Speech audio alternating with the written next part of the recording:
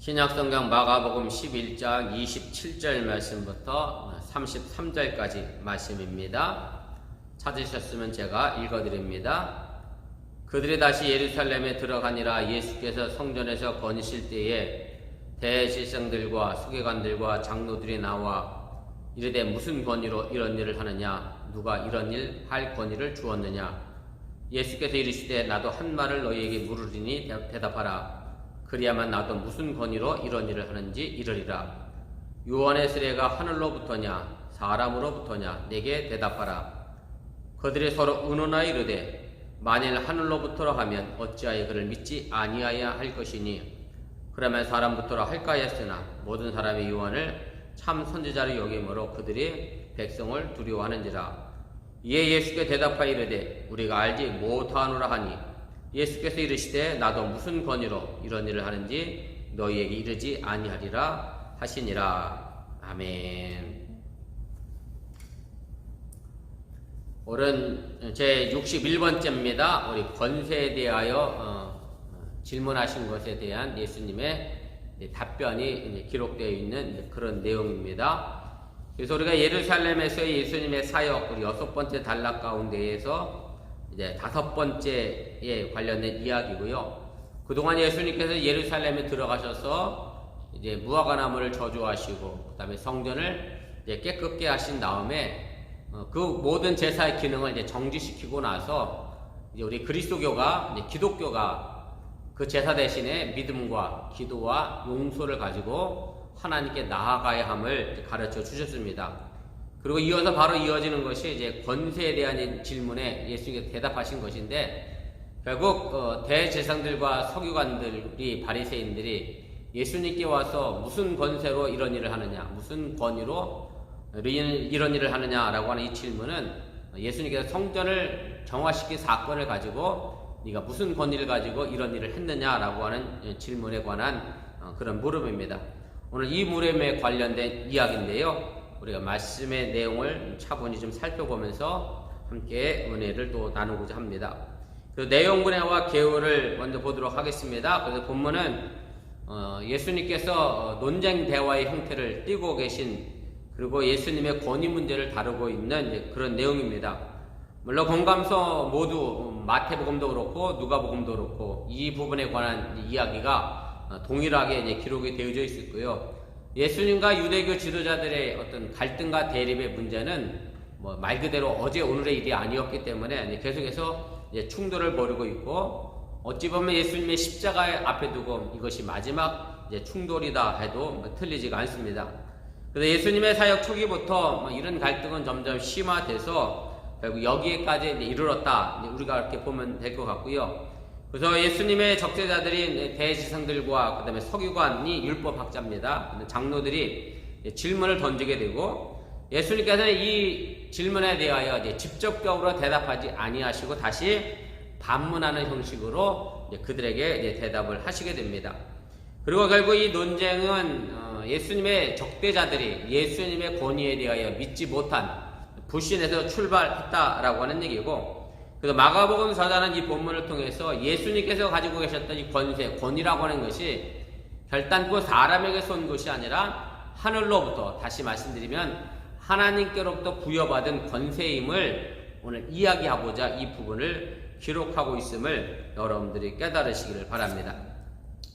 우리가 본문 뒤에 차례대로 살펴가면서 좀 더 세분해서 말씀의 내용을 보도록 하겠습니다.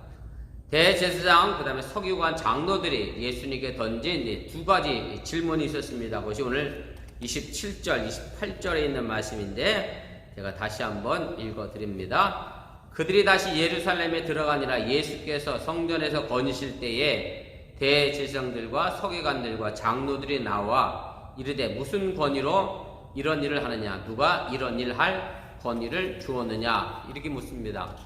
그래서 오늘 이 사람들의 예수님의 적대자들이 물었던 질문의 내용은 두 가지로 요약해 볼 수 있습니다.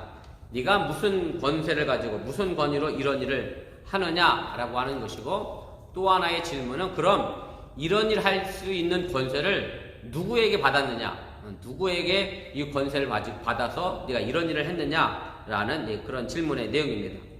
오늘 예수님과 제자들은 이제 성전에 이제 경례로 이제 들어가시게 됩니다. 제가 예루살렘 성전을 가보지 않았기 때문에 그냥 성서 주소학자들, 역사학자들의 말을 들어 설명을 드린다고 하면 성전 안에는 두 개의 큰 홀이 존재를 했습니다. 그 홀에 관한 이야기는 제가 각주 아랫부분에 이제 기록을 했는데요. 그래서 동쪽에 있는 큰 홀은 솔로몬의 회랑이라 이제 그렇게 불려졌고, 높이가 12m 되는 굉장히 높은 거죠. 아마 벌써 2000년 전에 건축물이었으니까 그 시대식으로 생각한다면 지금이야 12m 올리는 거 별일 아니겠습니다만은, 예전의 생각을 보면 굉장히 높은 기둥이 있었던 그런 지붕이 있는 장소였고, 그 다음에 남쪽에도 또 하나의 이제 홀이 있었는데 왕의 회랑이라고 불렸고요. 여기 기둥도 만만치가 않습니다. 지름이 2m가 되고 높이가 10m가 되고요. 그리고 그런 대리석 기둥이 무려 162개가 네 줄로 늘어서 있었는데, 그래서 일반적으로 납비와 교사들은 바로 이런 회당에서 기둥 사이를 거닐면서 산책하면서 이제 가르치기도 하고 또 서로 대화하고 그런 곳이 바로 이런 성전 안에 있었던 회랑이었습니다. 그래서 예수님께서도 이제 성전을 걸어 다니시면서 이런 회당에서 가르치신 것으로 우리가 이제 추측을 해보게 됩니다. 오늘 예수님의 덕제자들이 이제 세 부류로 등장을 하게 됩니다. 대제사장, 그 다음에 서기관, 장로들 이렇게 되어 있는데요. 산헤드린의 공회의 구성원들이고요. 이 젖대자들이 바로 산헤드린의 세 당파에 속하여져 있습니다. 그래서 산헤드린의 회의는 공회는 유대교의 최고의 행정기관이기도 하고 입법기관이기도 하고, 어쨌든 여러 가지 모양으로 큰 권력을 가지고 있었던 그런 회의였고요, 공의였고, 민사사건뿐만 아니라 형사사건까지도 책임을 졌었고, 그런데도 형사사건 가운데서 이제 사형을 집행할 권한은 없었기 때문에 이 사람들이 산헤드린 공회에서 예수님을 신문하고 이제 빌라도에게 넘겼던 것은 뭐냐면, 자기들이 사형 집행할 권한이 없었기 때문에 이제 빌라도에게 넘긴 것이었고요. 그래서 의장을 제외하고는 70명의 장로들, 지도자들로 이제 구성이 되어져 있었고, 대부분 이제 사두개인들과 바리새인들이 주축이 되었고, 의장은 그해 대제사장이 의장의 역할을 했습니다. 그래서 어쨌든 이 사람들은 이제 유대교의 최고의 행정기관에 속하여 있는 말 그대로 종교적으로나 정치적으로나 큰 말 그대로 권력을 가지고 있었던, 권세를 가지고 있었던 그런 사람입니다. 적자들이 예수님께 던진 질문은 이제 두 가지죠. 제가 아까도 말씀드렸던 것처럼 첫 번째 질문은 성전을 정화시켰는데 그 권위가 도대체 어디에서 나온 것이냐라고 하는 얘기입니다. 그래서 예수님의 가르침과 이제 활동의 두 영역에서 나타나게 되는데, 율법학자들의 권위를 이미 사람들이 능가했다라고 이제 평가를 했었고요. 그래서 적대자들은 유대의 모든 종교적인 권세가 산헤드린 공회에 있었는데, 쉽게 말하면 자기들이 이런 권세를 예수님에게 준 적이 없는데 왜 성전 안에서 이런 능력을 행하였느냐, 이런 행동을 했느냐라고 이제 물어보는 겁니다. 두 번째 질문은 뭐냐면, 이 권위를 예수님께 준 사람이 그럼 도대체 누구냐라고 하는 겁니다. 적대자들이 예수님에게 이런 질문을 하게 된 것은 예수님 자체가 공식적인, 쉽게 말하면 어떤 자격증을 가지고 있는 랍비나 교사가 아니었기 때문에 그렇습니다. 그래서 예수님의 스승이 누구인가를 묻는 질문인데, 결국 이 질문은 권위의 원천으로서 하나님을 지칭하거나 또 예수님을 거짓 예언자로 폭로하려고 하는 것에 초점이 맞춰져서 이 질문을 던지게 됐다라고 하는 얘기고, 그래서 예수님이 어떤 특별한 랍비의 증명이 없음에도 불구하고 이런 일을 했다고 하는 것은 예수님께서 반율법적인 행동을 했다라고 이야기하고 싶어서 이런 질문을 던지게 됐다라고 하는 얘기입니다. 2번입니다. 적대자들의 권위 문제를 거론한 이유가 무엇입니까? 그럼 왜 이런 질문을 통해서 예수님을 어떻게 하려고 했었느냐라고 하는 그런 문제입니다. 27절, 28절 내용을 다시 해석하는 그런 내용이라 본문을 읽지 않겠습니다. 그래서 적대자들의 권위 문제를 거론한 것은 몇 가지 이유가 있는데, 그것이 첫째는 자기들만이 성전 안에서 어떤 행동을 할 수 있는 권위를 가지고 있었다라고 생각을 했고요. 또 산헤드린 공회가 인정하는 권세들을 자기들만 가지고 있었다라고 생각을 했습니다. 또 하나, 예수님은 정치적으로 로마 정부로부터 어떤 권위를 인정받은 것도 아니라고 생각을 했기 때문에 이런 질문을 던지게 됐다라고 하는 얘기입니다.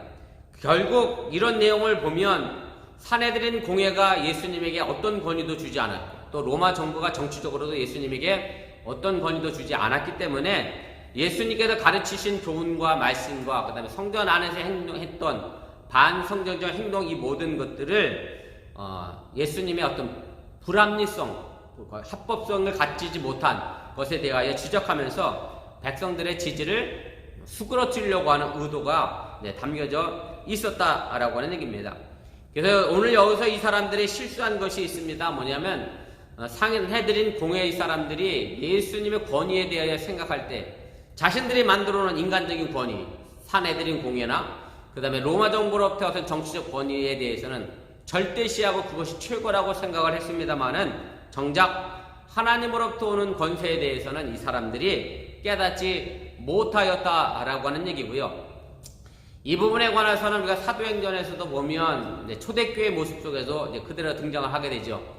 베드로와 요한이 하나님의 복음을 증거하자 감옥에 가다 잡아놓잖아요. 그러고 나서 어떤 한 대제사장이 이런 얘기를 하죠. 이것이 만약에 사람의 뜻으로 사람의 생각으로 일어난 일이라고 하면 분명 잠잠해질 것이고, 그런데 만약 이것이 하나님께로부터 와서 이 사람들이 예수님의 복음을 전한다고 하면 우리는 반대로 어떻게 되느냐면 하나님에게 대적하는 결과를 만들 테니까 이 사람들을 우리가 해하지 말자라고 얘기하는 내용이 사도행전에 이제 기록된 것을 우리가 보게 되는데, 결국 이때 당시 사내들인 공회의 지도자들은 사람의 권세는 절대적으로 인정했지만 하나님께 대한 마음은 전혀 갖지 못했던 것을 우리가 알게 된다라고 하는 얘기입니다. 세 번째입니다. 예수님께서는 적대자들의 질문에 대하여 어떻게 응답하셨습니까? 오늘 29절 말씀입니다. 제가 읽어드립니다. 예수께서 이르시되 나도 한 말을 너에게 물으리니 대답하라. 그리하면 나도 무슨 권위로 이런 일을 하는지 이르리라. 이렇게 말씀합니다. 예수님께서 이제 자신에게 의도적으로 이 대적자들에게 다시 질문을 하심으로 해서 이제 대답을 하시게 됩니다. 뭐 이런 반문의 형태는 예수님께서 이미 여러 번 사용하셨던 그런 방법이었고요. 제가 두 구절 말씀만 그 각주 부분에 달아드렸습니다만은 마가복음 8장 5절에도 보면 그랬잖아요. 예수님께 제자들이 이렇게 많은 사람들을 어떻게 우리가 배불리 먹일 수 있겠습니까? 라고 질문을 하니까 예수님이 이렇게 대답하죠. 반대로 예수께서 물으시되 너희에게 떡 몇 개가 있느냐 이렇게 물으셨던 적이 있고요. 또 마가복음 10장 2절 3절 말씀에도 보면 이혼에 관련된 부분에 관해 바리새인들이 질문했을 때 한 말입니다. 바리새인들이 예수께 나와 그를 시험하여 묻되 사람이 아내를 버리는 것이 옳으니까 대답하여 이르시되 모세가 어떻게 너에게 명하였느냐라고 이렇게 말씀하게 됩니다. 그러니까 어떤 질문에 대해 즉각적으로 대답하시는 것이 아니라 다시 그 질문에 대해 반문하심으로 해서 예수님께서 대답을 하시게 되는데, 예수님께서 이런 질문 답변 대신 반문을 하는 것은 그때 당시 랍비들이 가지고 있었던 전통적인 그런 방식의 모습이었고 예수님만 특별하게 사용하신 방법은 아니었다고 하는 것을 여러분들이 또 기억하시길 바라고, 그래서 꼭 마치 이 반문이 말입니다. 자기가 직접 대답하기 어려우니까 반문하는 것처럼 우리가 생각할 수도 있는데 그런 것이 아니고요. 이 반문은 결국은 질문자가 가지고 있었던 그 질문에 허점이 보였기 때문에 그 반문을 통해서 네 질문이 이런 부분이 문제가 있다, 이런 부분이 허점이 있다라는 것을 깨닫도록 하기 위한 그런 의도에서 이 반문이 주어지게 된다라고 하는 얘기입니다. 4번입니다. 예수님께서 적대자들에게 무엇이라고 반문하셨고 이제 그 의도는 무엇입니까? 오늘 30절 말씀입니다. 요한의 세례가 하늘로부터냐 사람으로부터냐 내게 대답하라 이렇게 말씀합니다. 그래서 예수님께서 요한의 세례를 끄집어내시면서 자신의 권위에 관한 이야기를 이어나가시면서 화제로 삼게 됩니다. 근데 적대자들은 그 당시 사람들이 갖고 있었던 요한에 대한 깊은 신뢰를 잘 알고 있었고 두려워하고 있었고, 그래서 요한의 세례를 이제 거부할 수가 없었습니다. 그런데 요한의 세례를 인정하지 않았습니다. 왜냐하면 요한의 세례를 인정했다라고 하면 그것이 하나님께로부터 온 것이라고 하면 왜 자기들은 요한에게 가서 세례를 받지 않았기 때문에 그렇습니다. 요한의 세례를 인정했으면 자기들도 마땅히 하나님 앞에 이제 부복했어야죠. 하나님 앞에 순종하고 나갔어야 하는데 이제 그렇지 않았기 때문에 이 대지상들과 서기관과 장로들이 예수님의 이 질문에 대하여 쉽게 대답하기가 어려웠다라고 하는 얘기입니다. 그래서 오늘 예수님이 가지고 있는 권위, 그 다음에 세례 요한의 권위를 같은 성산에 놓고 다루고 계시고 질문을 하시게 됩니다. 5번입니다. 적대자들이 요한을 인정하지 않았음에도 불구하고 이게 문제죠. 그 당시 사람들은 요한을 참 예언자로 인정을 했고요. 그래서 예수님께서는 자신의 권위 문제에 앞서 요한을 먼저 인정할 것인가의 문제를 질문하셨다라고 하는 얘기입니다. 그래서 이제 이 종교 지도자들은 요한에 대한 믿음을 고백하든지 아니면 요한을 거부함으로 해서 많은 백성들과 갈등을 일으킬 것인지를 선택해야 하는 그런 순간에 놓이게 됐다라고 하는 얘기입니다. 오늘 여기 나와 있는 표현, 이 하늘이라고 하는 것은요, 하나님의 이름 대신에 사용된 표현이고, 랍비들도 이 단어를 자주 사용을 했고요. 그래서 하늘로부터라고 하는 말의 의미는 하나님으로부터라고 하는 의미라고 하는 얘기고, 요한의 세례는 하나님의 어떤 종말론적인 죄사함을 받게 하기 위한 것이었고, 하나님의 의를 이루기 위한 것이었음을 예수님이 인정하고 받아들이셨다라고 하는 얘기입니다. 이런 질문에 대하여 이제 적대자들이 선택할 수 있는 답은 딱 두 가지죠. 오늘 31절, 32절에 나와 있는 얘기인데 그 답과 결과에 관한 이야기들을 함께 보도록 하겠습니다. 그들이 서로 의논하여 이르되 만일 하늘로부터라 하면 어찌하여 그를 믿지 아니하였느냐 할 것이니 그러면 사람부터라 할까 하였으나 모든 사람이 요한을 참 선지자로 여김으로 그들이 백성을 두려워하는지라 이렇게 되어 있습니다. 그래서 오늘 예수님의 이 질문은 이 적대자들을 아주 당황스럽게 만들었고요. 그래서 서로 의논했다라고 하는 이 문구를 통해서 그들이 얼마나 당황했는가를 잘 이제 보여주고 있습니다. 그래서 어떤 선택을 하더라도 이 사람들에게는 절대 이익을 가져다 주지 못하는 그런 선택이 되고 오히려 불이익만을 주는 그런 선택의 대답이 될 수밖에 없는 그런 상황에 놓이게 됐습니다. 그래서 이들이 예수님의 질문에 대해서 자신들의 생각을 이제 밝히지 않고 이에 따른 대답에 관한 결과들을 놓고 이제 서로 의논하는데 결국 거기서 이 사람들이 가지고 있었던 어떤 교활한 면과 일종의 뭐랄까요, 기회주의자적 모습을 우리가 이제 발견하게 됩니다. 무슨 얘기냐면 요한에 대한 세례에 대해서 확고한 신념을 가지고 있었다고 하면 그것이 하나님께로부터인지 아니면 사람으로부터인지 분명하게 노선을 정해서 그들이 밀고 나갔어야 하는데 쉽게 말하면 이제 박쥐죠. 새에 붙었다가 이제 짐승에게 붙었다 하는 그런 모습을 이제 보여주게 됐다라고 하는 얘기고, 그래서 이도저도 아닌 그런 모습의 태도를 이들이 이제 가지게 됩니다. 가로 4번입니다. 적대자들이 세례 요한의 권위가 하늘로부터 온 것임을 인정하면 그들은 세례를 받지 않았기 때문에 하나님에 대한 불신앙을 증명하게 되는 것이고요. 5번입니다. 또한 세례 요한의 권위가 하나님으로부터 온 것이라고 하면 예수님의 권위도 하늘로부터 온 것임을 인정하는 것이 되기 때문에 쉽사리 세례 요한의 세례가 하나님께로부터 왔다라는 것을 인정하기가 어려웠다라고 하는 얘기입니다. 가로 6번입니다. 그러나 그들은 세례 요한을 믿지 않았기 때문에 예수님을 또한 거부를 하게 된 것이고요. 반대로 만일 적대자들이 세례 요한의 세례가 사람의 것이라고 하면 결국 사람들은 세례 요한을 참 선지자, 참 예언자로 믿고 있었는데 산헤드린의 공회의 회원들이, 유대계의 지도자들이 세례 요한의 세례는 사람의 것이다 라고 하면 백성들과 충돌하고 갈등하고 자신들의 백성들의 지지를 얻지 못하게 될까봐 그것이 무서워서 이제 또한 대답을 하지 못하게 됐다라고 하는 얘기입니다. 그래서 우리가 이 부분에서 우리가 좀 생각할 것이 있습니다. 진리라고 하는 것은 영원토록 진리여야 한다라고 하는 얘기고요. 말씀의 진리는 상황에 따라 변화되는 것이 아니라고 하는 얘기고, 십자가의 진리도 마찬가지입니다. 2000년 전의 십자가나 그리고 지금의 십자가나 앞으로 미래의 십자가나 영원히 우리에게 진리가 되는 것이지 상황에 따라 그 십자가가 진리가 됐다 거짓이 됐다 할 수 없다고 하는 얘기고, 진리가 변하면 그건 진리라 말할 수 없음을 여러분들이 다시 한번 기억하시고, 내가 가지고 있는 신앙의 고백이 말입니다. 상황에 따라 변하지 않도록 우리가 내 신앙의 삶에 확고한 그런 기초를 가지고, 고백을 가지고 여러분들이 나아갈 수 있기를 주님의 이름으로 간절히 부탁을 드립니다.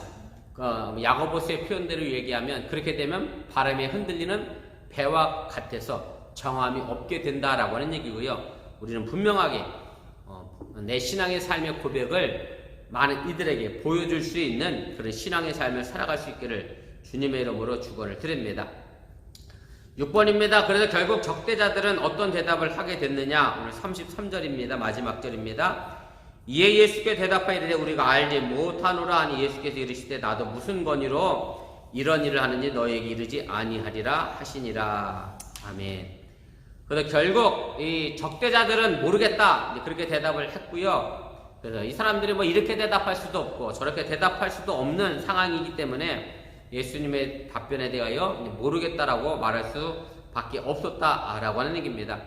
그래서 예수님께서는 그 사람들의 속마음을 아시기 때문에 자신의 권위에 대하여 그들에게 대답할 필요가 없었음을 분명하게 밝히셔서 나도 그럼 너희에게 이르지 않겠다라고 말씀하시는 것이고요. 그래서 예수님의 권세라고 하는 것은 내적인 권세죠. 말과 행동이 일치해서 오는 권세이고 하나님의 뜻을 나타내는 그런 권세였다라고 하는 얘기입니다. 그래서 사실 권세라고 하는 것, 권위라고 하는 것은 자기를 뭐 존경해라 해서 존경하는 것이 아니라 여기 표현된 말처럼 말과 행동이 일치하게 되면 자연스럽게 존경과 권위는 나타나게 됩니다. 그런데 많은 지도자들이 자신의 말과 행동이 일치하지 못하다 보니까 존경과 권위가 바르게 세워지지 않는다라고 하는 얘기고요. 뭐 지금도 우리 한국에서 서울시장 선거와 부산시장 선거를 하고 있습니다만은 아마 시장님들이 서로 그냥 과거에 했던 말을 또 뒤집고 자꾸 서로 거짓말을 하는 난무하는 이런 상황 속에서 참 그래도 덜 거짓말하는 사람을 뽑아야 하는 그런 안타까운 상황이긴 합니다만은 아무튼 우리가 뭐 목사도 마찬가지고요. 말과 행동이 일치할 때 거기에 권위가 나오는 거고 성도들도 마찬가지입니다. 여러분들이 신앙생활의 모습 속에서도 말과 행동이 일치돼야 권위가 나오게 되는 거고 특별히 자녀들에게 여러분들에게 뭐 어떤 뭘 이야기하고 가르칠 때 그럴 수도 있어요. 자녀들이 엄마 아빠는 그렇게 하면서 왜 우리한테 이렇게 하세요? 라고 이야기하는 경우도 우리가 생긴다라고 생각해 본다고 하면 정말 우리들의 말과 행동에 대한 분명한 책임이 있어야 함을, 그리고 신앙생활에도 하나님의 말씀에 대한 내 책임 있는 행동이 또 함께 뒤따라야 한다는 사실 또한 여러분들이 잊지 마시길 바랍니다. 가로 4번입니다. 이 권위는 인간으로부터 오는 것이 아니라 하나님께로부터 오는 권위였고요. 그래서 예수님께서는 이제 순환과 죽음과 부활의 길을 통해서 이 권위를 분명하게 나타내 이제 주셨습니다. 5번의 내용은 제가 임의적으로 한번 여러분들에게 생각을 해보고자 해서 쓴 내용입니다. 우리는 예수님의 권위를 인정하는 생활을 하고 있는지, 어떻게 하는 것이 예수님의 권위를 인정하는 삶을 살게 되는 것인지 한번 깊이 생각해 보시기를 바라고요. 정말로 내가 예수님의 권위를 믿고 있다고 하면 나는 어떤 행동을 지금 취하고 살아야 할 것인가 한번 생각해 보시면서 이 고난 주간을 또 함께 보낼 수 있기를 주님의 이름으로 부탁을 드립니다.